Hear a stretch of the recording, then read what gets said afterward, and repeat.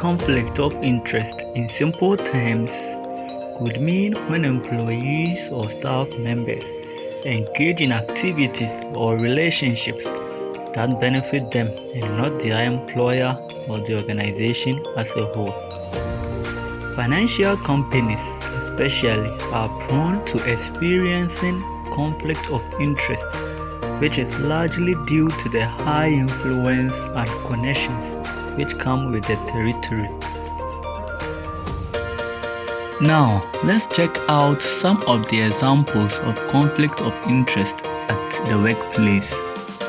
1. Managers who oversee the work of close friends or family. This kind of personal relationship between the manager and the employee can influence the decision and how the manager will treat the employee. 2.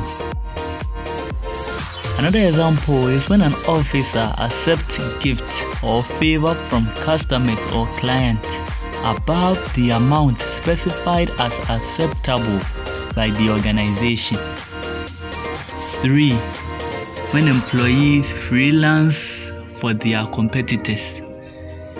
For instance, an employee who works part-time in the evening for a company that is in competition with his full-time employer. This is not encouraged in the work organization, especially at the banking sector. The banking sector is strictly governed by rules and regulations.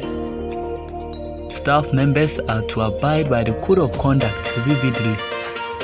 Although conflict of interest at the workplace to some extent is inevitable, but the banking sector does not provide room for conflict of interest. Special and regular training are provided to workers, so workers tend to be more ethical and they operate very professional.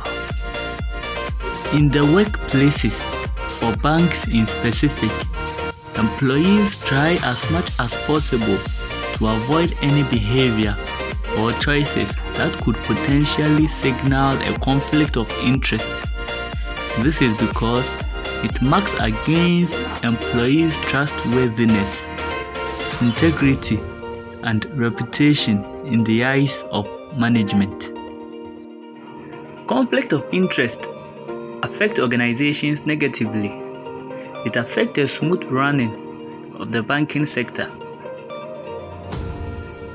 The bank knows more about the influence conflict of interest can bring to the organization, so they put strict measures in place to prevent it. There are various ways that the bank uses to prevent or manage conflict of interest. 1. They lay down the procedures for members or staff so that they don't go contrary. They also create the awareness of individual roles in the organization, so each individual is aware of his or her roles in the organization.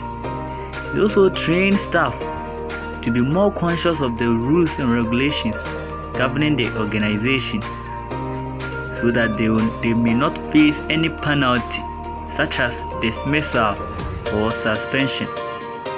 Staff members have broad knowledge about conflict of interest, so they always act in conformity to the rules and regulations.